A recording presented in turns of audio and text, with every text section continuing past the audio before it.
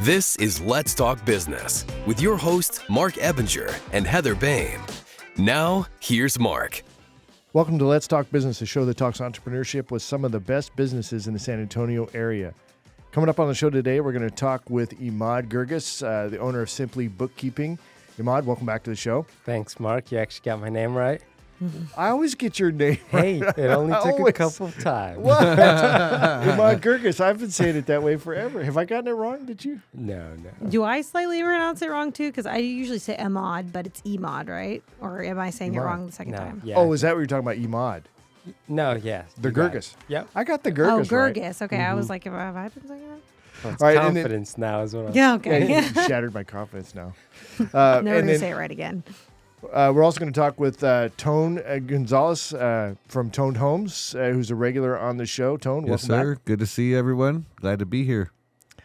back. As always, in studio with us today is Heather Boehme. She is a certified business coach that works with business owners, including myself, to help gain clarity and achieve their goals. So, Heather, welcome back. Always good to be here. And, of course, I'm your host, Marc Ebinger, the owner of Crükus Marketing Agency, a company that really specializes in giving small businesses a competitive edge by hiring low-cost administrative and social media experts from outside the United States. A quick reminder for our listeners, you can catch video and podcast versions of the show anytime by visiting our website at satalkradio.com. And if you're a business owner in the San Antonio area and would like to have your company featured on the show, go to our website at satalkradio.com or call our office at 210-960-8210. That's 210-960-8210, and we'll see about getting you on the show. It's a good time, right? A lot of business transpires here, too. We just had Timmy Tickets and then a maid company, and they made a connection, just as an example, right? And I like to see that. Even the turnover on the show, people will get to meet each other and be like, well, what do you do? What do you do? And then pretty soon we've got business going. Mm-hmm. So It's a good way to start the conversation and then keep it going outside of here. You know, networking is huge in business.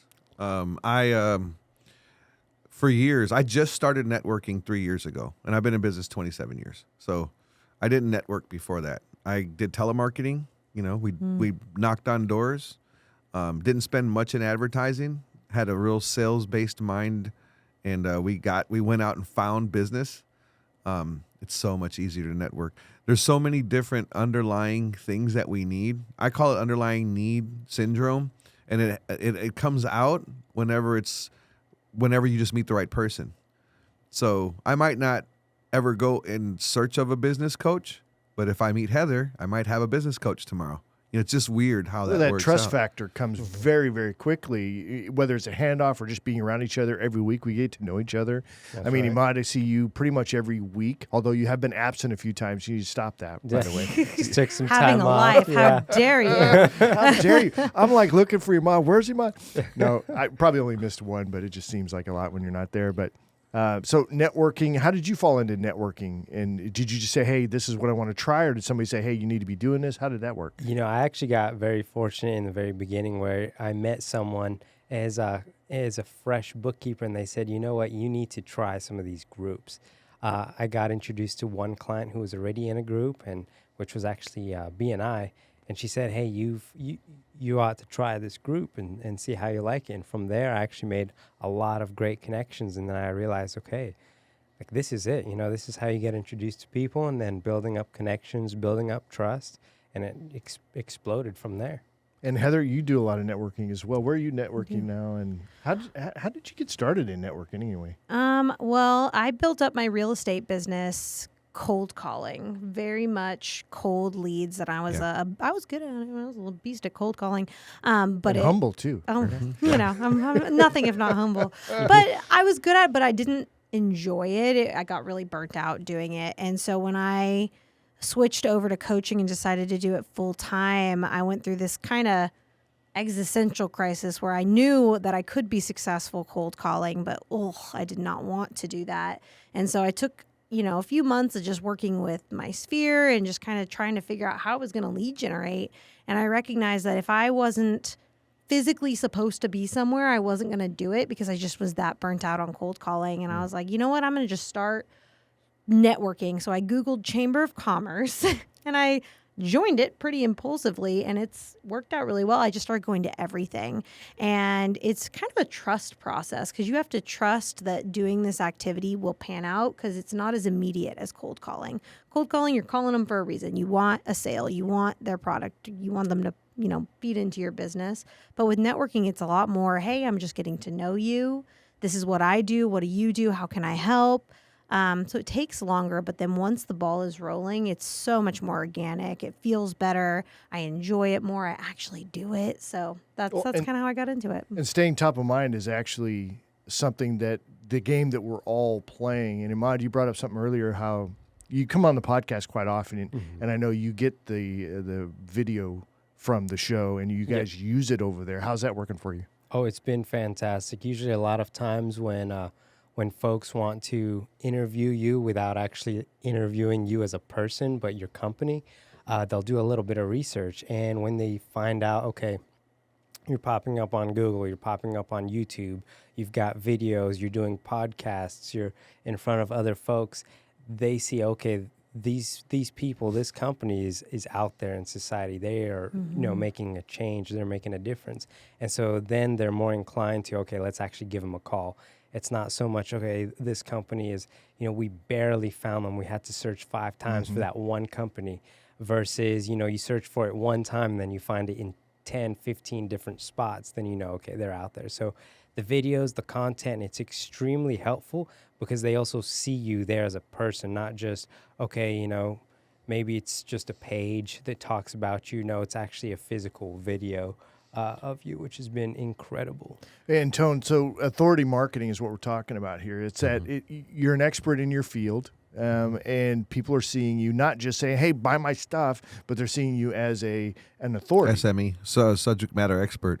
If you can present yourself as a subject matter expert in whatever your field is, by the way, all you have to do to be a subject matter expert is present yourself. Like, nobody's going to find out whether you are or not. The truth is, whatever they see is what they believe, right? So in this case, we're all awesome subject matter experts, right? But It's true. the truth is it's more important to be known than it is to be good.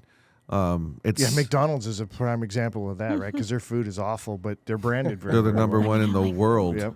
Yeah, it's more important to be known than it is to be. You can have the world's best product, but who cares if nobody knows about it?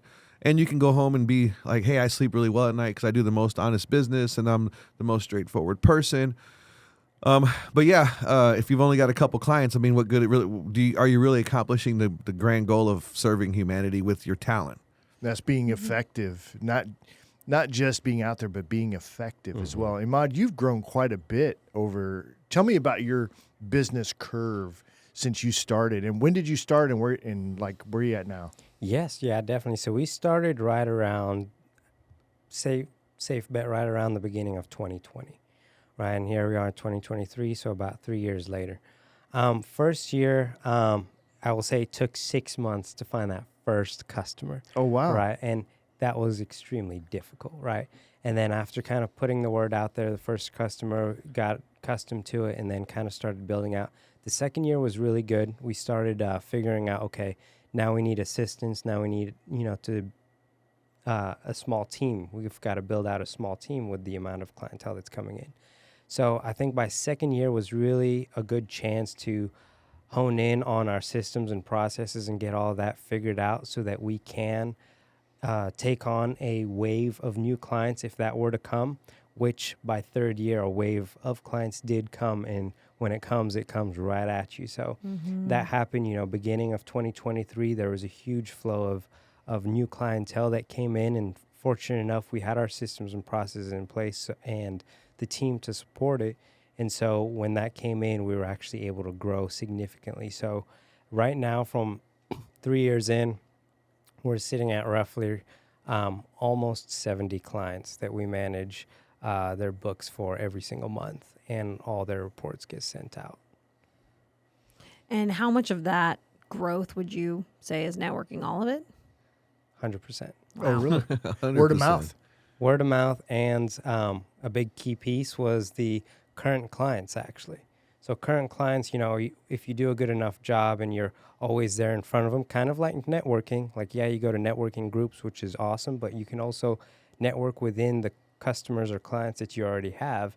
So if you're constantly in front of them as well, then you're always in the top of their mind. It's so important to harvest your own fields. Right.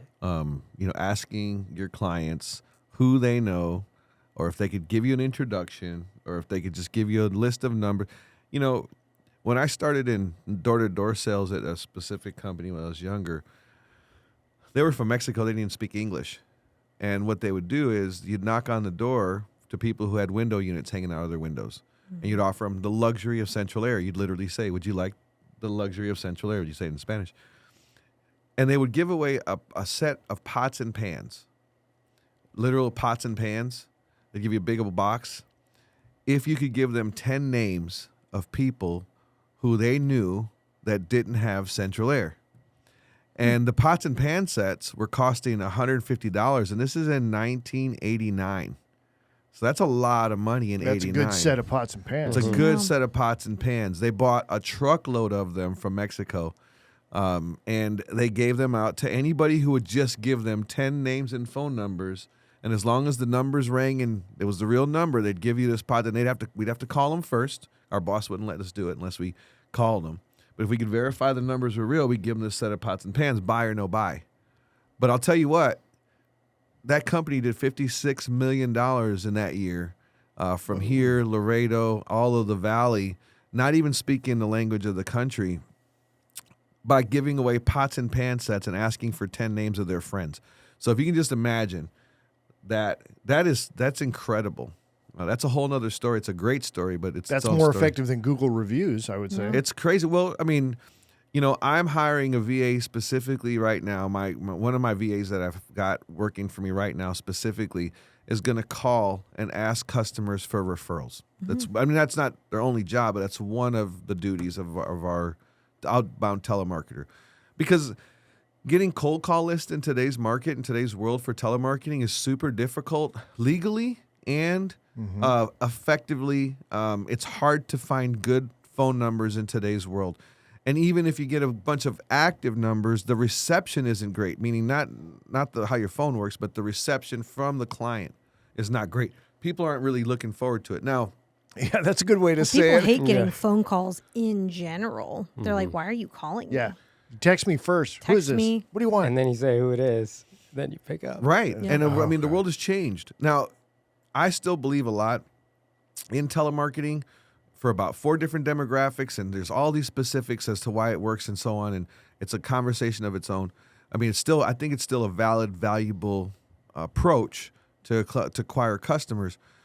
But the best thing that you could possibly do, the first thing that you do is you call your existing clients. You call and you send them out your invitation for an Angie's review if you're a service company, or a Google review if you're a bookkeeping company or a marketing company. A Yelp review invitation. And by asking them, now as soon as you say to a client, hey, would you mind giving me a Yelp review? I'm trying to move up on the Yelp ratings. I haven't talked to you in a couple months, but are you still happy? Yes. Would you mind it's just real quick. You don't have to write anything. Just hit 5 stars for me. And that's all I need you to do. If they say yes, say no. But one other question. Could you give me 3 names and 3 phone numbers of people that I could just introduce myself to and just say, hey, I know you and I did work for you, and just let them know that I exist because they don't know that I'm here. And I've gotten a really good response from that. Really?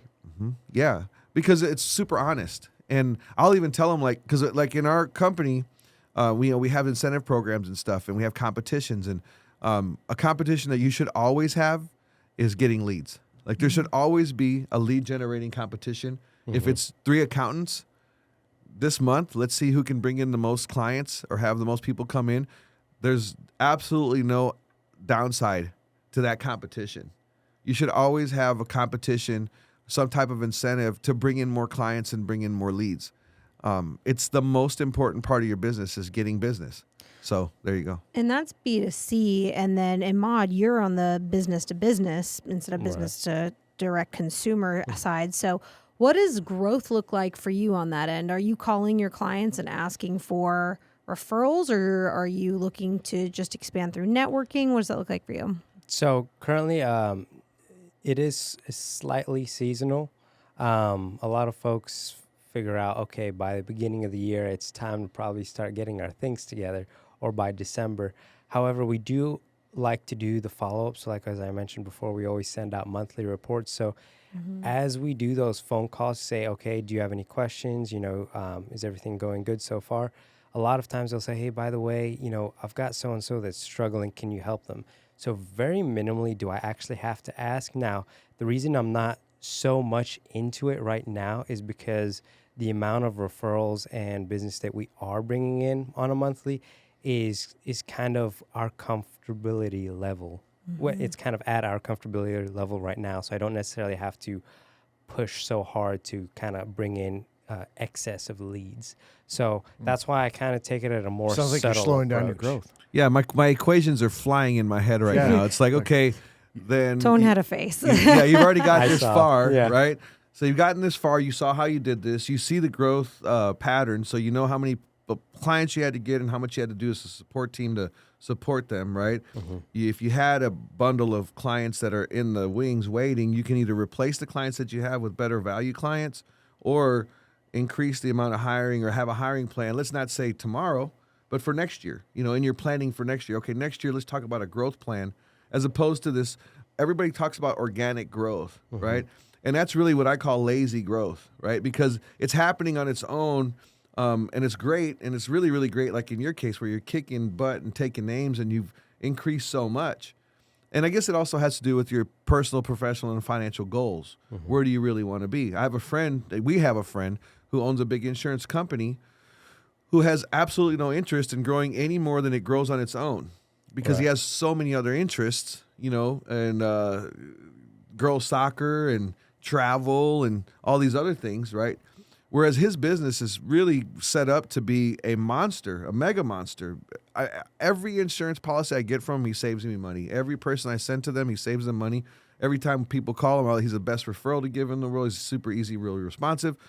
But he's not interested in growing anymore. I don't know how many zeros he has in the bank to feel that comfortable, but whatever they are, he's satisfied with it. So right? what are your growth plans? That's the thing. So our growth plans, and just to kind of lay it out, so currently we hire one new person every 3 months. That's just to sustain the current growth that we have right now. Okay. So another thing that we also have to factor in, and this is kind of one of our top company cultures, is quality. So can we grow a lot faster? I'm sure we can, but will it even put a slight risk in hindering the quality of our work? If it is, then I'll have to kind of just pull the reins back a little bit. So I always have to keep quality in the back of my mind. Now, I will say it's not like we're the perfect business. We have it all figured out. We're always improving as we go.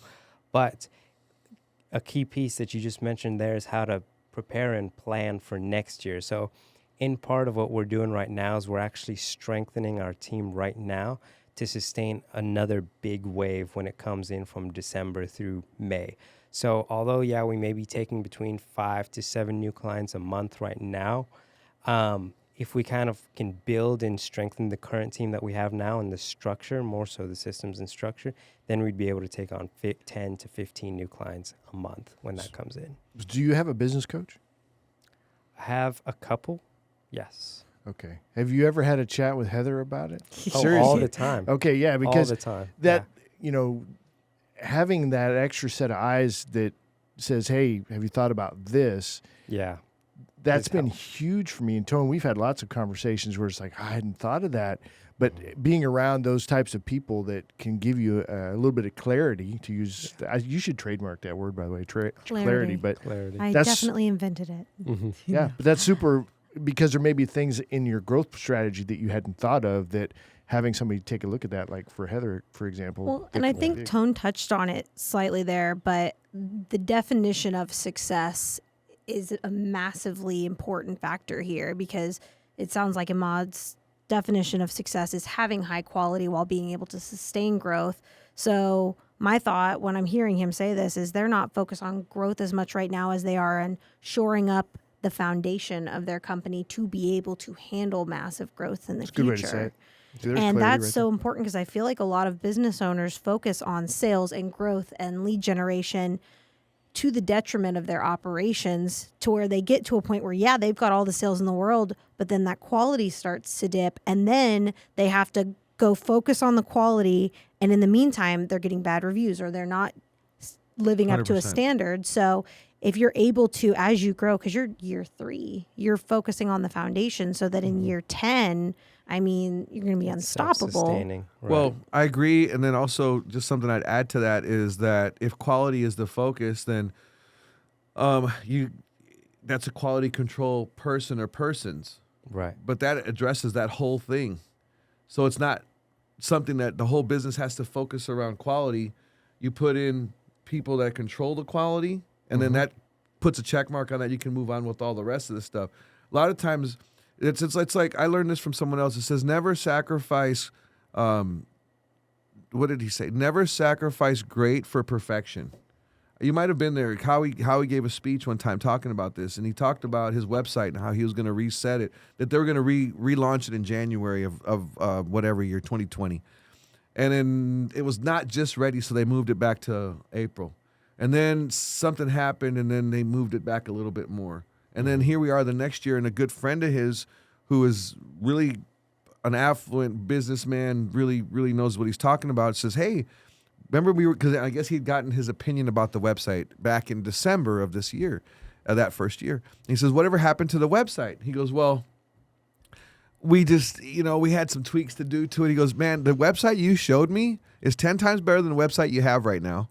And to me, I would have known there was a single thing wrong with it. Yeah, right. And if you'd have just put it out a year and a half ago, you'd be done with it, and it would have been great. He goes, don't sacrifice greatness for perfection. Yeah, and to build on the quality point is like, for me, of course, I've been growing pretty steady, right? Well, I've got a whole layer of quality that I'm now implementing a specific position to keep an eye on quality and communication between the client and the VA, because to Tone's point, it's like you keep moving, and then, or maybe it was your point, but it's like, take care of that quality. It needs to be there, but it can be a position that you roll in. Every company has quality control, quality assurance. Every place that you go has that in place. Yeah. But what happens is the problem with business owners or the people that are partners, the people at the very top, we feel like the only people that can hold the quality standard is us. Mm-hmm. Oh yeah, been there for sure. And that's literally it's the biggest stopping point in business when you have a successful business. So, Imad, about your business, what do you enjoy the most about doing your business? One thing I couldn't tell you, but a lot of things. So the two main things is I enjoy thoroughly working with my team. It's always a blast. 2, I enjoy working with the clientele and just really educating and showing them, an extra piece of knowledge that maybe they didn't know before. So to me, that comes with great reward when, I show them something, we discuss it, and it really kind of changes the route of their business or maybe some key decisions. To that also makes me feel like, okay, we've done a good job here. We've actually been able to help someone, and now they not only see the value, but now they see the value and they're out there, putting our name out. That alone shows how much, they appreciate us. And in return, that makes us feel good. And then not only myself, sorry to cut you off there. And I always, share those rewards, or if you want to call it like feelings, with the rest of our team as well. If I have an assistant that's working with me on a specific client and they say, so-and-so did a fantastic job, or we're really satisfied, I go and let her know, hey, by the way, you've done an incredible job. So-and-so says, your attention to detail, your time management on this specific task was excellent.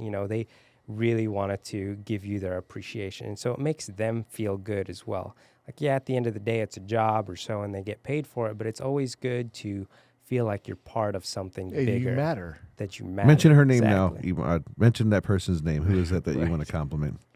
Yeah. Oh, no. So her name is Anne. So there you go. Good job, she's Anne. done an incredible job so far, and she's relatively new. I will put her say. Put her on my account. Yeah. Sounds like she's really good. Yeah. Well, I didn't ever say the last name. Can he do that? Yeah. So, do you have like a specific example without using names and obviously the exact situation, but like kind of an example of what your team brings to the surface, to where a business owner like myself would be like, oh my gosh, I'm glad I'm using your service because I'll tell you when he gives me my report in about a week and a half. Say again? I'll tell you what happens because I've been using a certain accounting situation and I'm not thrilled with. And I've hired Emad a few months back, and we're almost to where I'm going to get a report to find out how bad mine was compared to his. Oh, yeah. So I'll let you know what kind of aha moments we have. I'm sure there's going to be some coming. Talk about clarity in business. But do you have an example?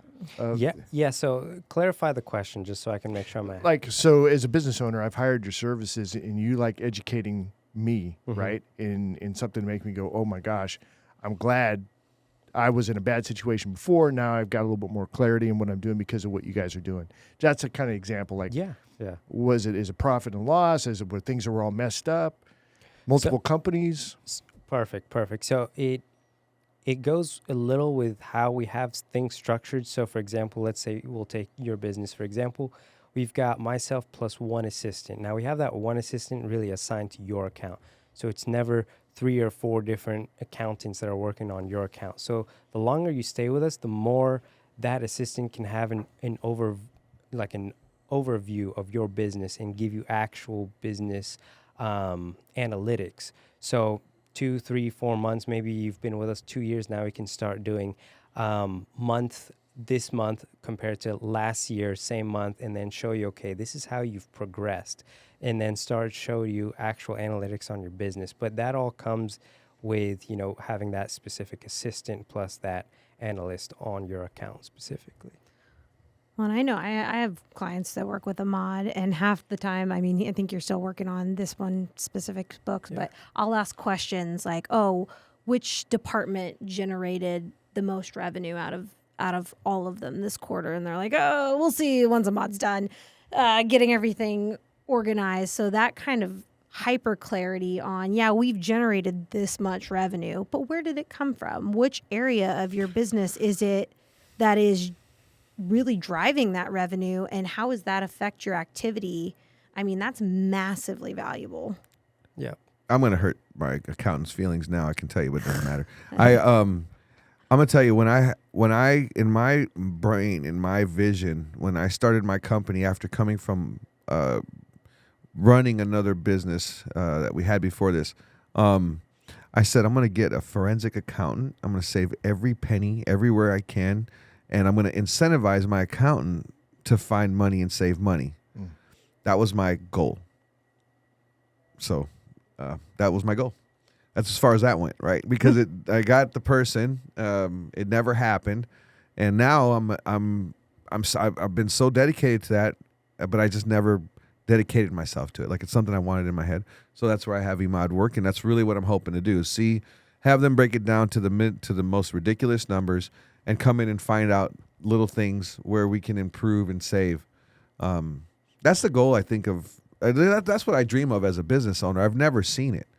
Well, that's the thing. It happens so often because numbers, when you look at it, it shouldn't be complicated, but then it starts to get complicated, and everybody thinks they need to have an accounting degree to be able to use their business numbers, or they should be smarter to be able to read these things that they're getting.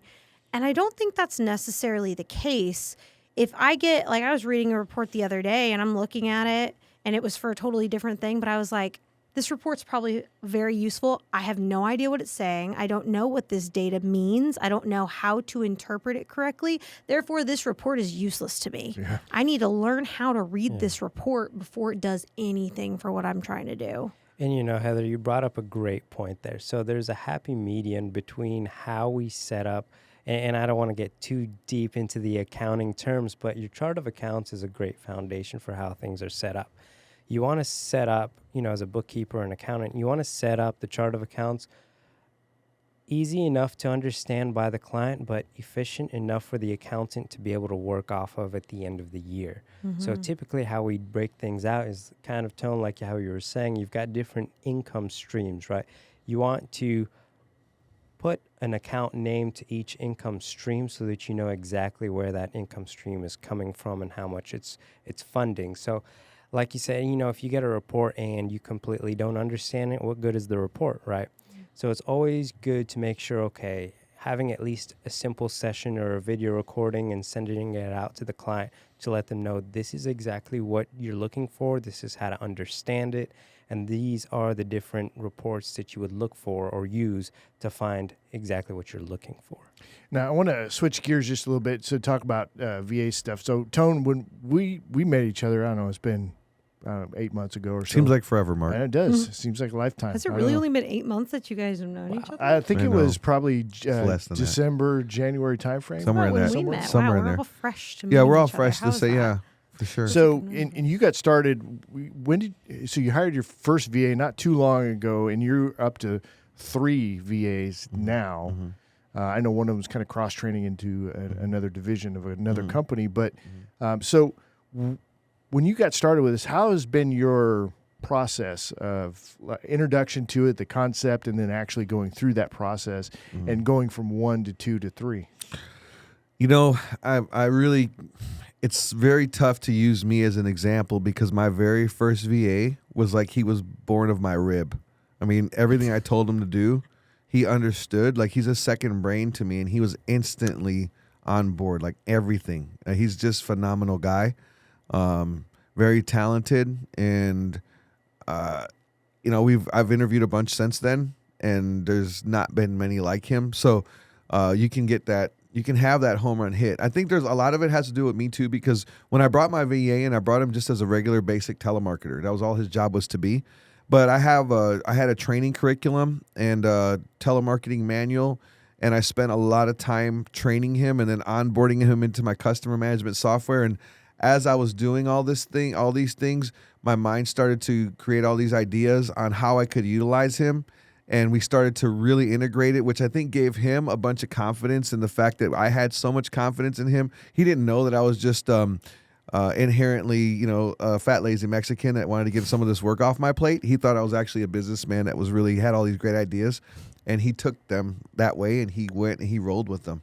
And he would put together, like, the things that I would vocalize, he would put together and put on paper. And it was very good. So I think it was really, you know, I'm being funny and I'm being humble, and I'm also being complimentary to him. But hiring a VA was probably one of the best decisions I ever made, as far as being able to see that it's not just me. So he was actually able to produce things that I didn't have time to produce that I knew that I needed for a long time. And he's continued to do that, and it grew so fast that it spawned another company. Now we have a telemarketing business where we create cold calling culture for companies, and we've got clients, and it grew into something. So that's how my first experience ever with the VA went. The 2 subsequent VAs, one was to replace him, and he's not the same as the first guy. He's strictly a telemarketer at this point. We'll see if he can grow into maybe a telemarketing leader, but right now he's doing his job. But then I also hired an executive assistant, and the executive assistant just started with us. I listened to 40 recordings, narrowed it down to a certain amount of people, I think 8. Of the 8 people, everybody sounded the same in the interview. They all wanted to be the best for us, and they wanted to help grow our company. And I gave them an assignment to tell me what they would do with our social media department if I was to hand them over the social media department. And everybody said, well, I'm going to do this and do that.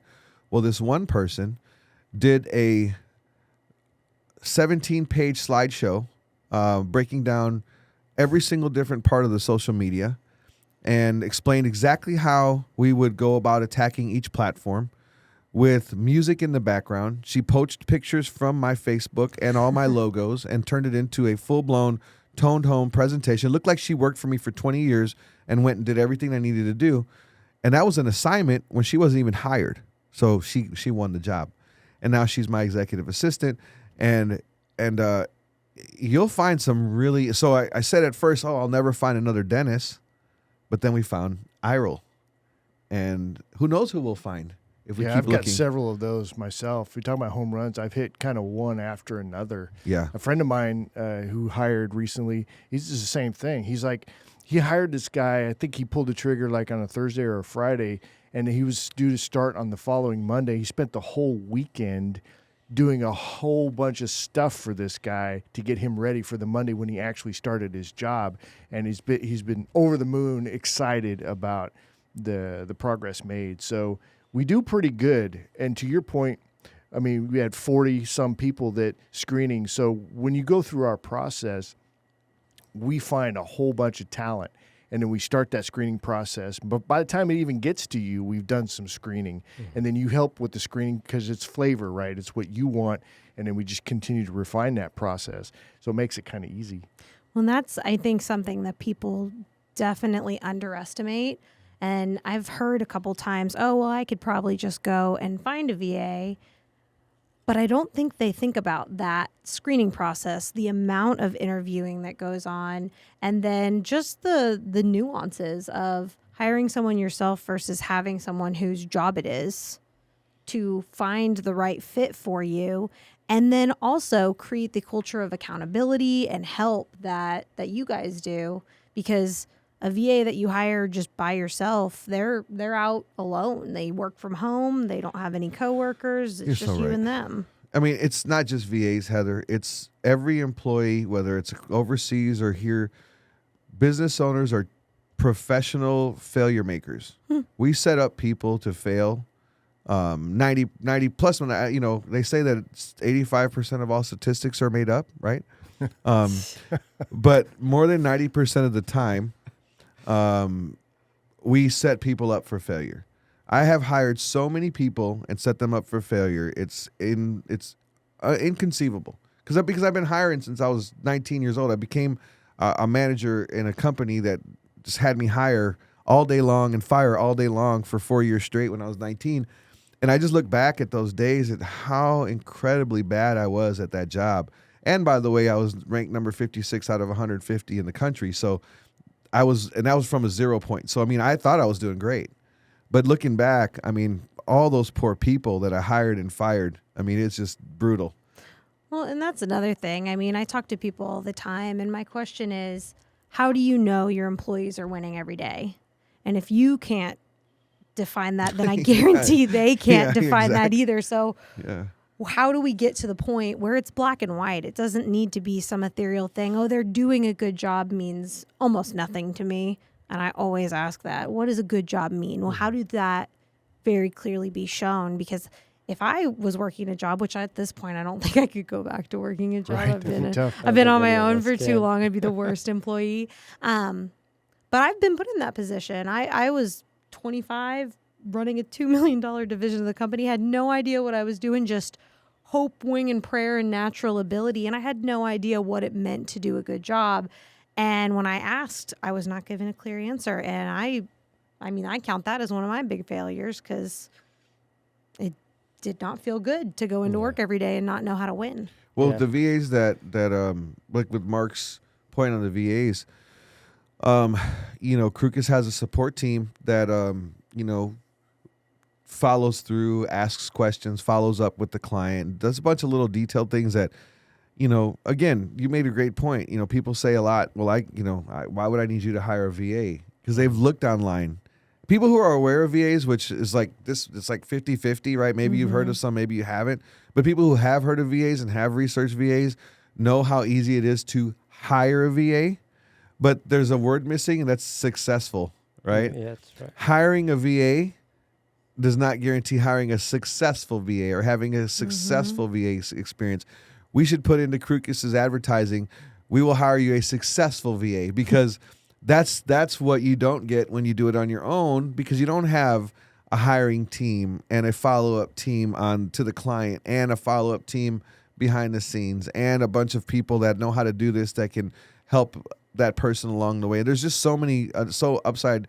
And I'll wrap it up. I don't take too long, but I'll wrap it up with this. Like, you hear people in the remodeling business talk about, if I tell them, well, we do windows, we do doors, we do patios, we do rooms, we do kitchens, we do bathrooms. They'll be like, oh, you're a jack of all trades. And then all of a sudden my red flames come out of my ears. I'm not a jack of all trades. We're a master of all trades, right? Because I hire a floor person to do floors or an AC person to do ACs. And the AC people have master certifications and the flooring people have master certifications.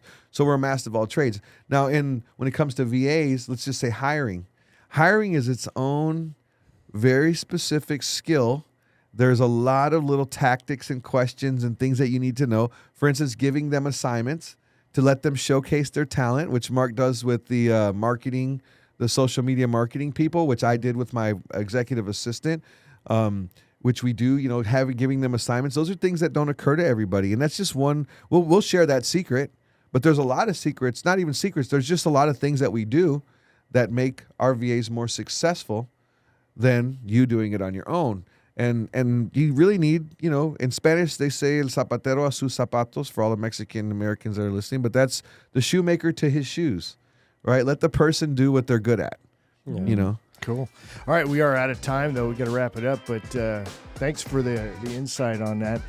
It's not quite as easy as maybe people think it is. I know, Imad, you work pretty hard at your hiring your staff as well. So, all right, as we wrap up the show, quick reminder, check out our latest podcast or catch video version of the show anytime by visiting our website at satalkradio.com. That's going to be it for us. You guys have a great week. We'll see you on the next one. Wonderful. Good. Thanks, Mark.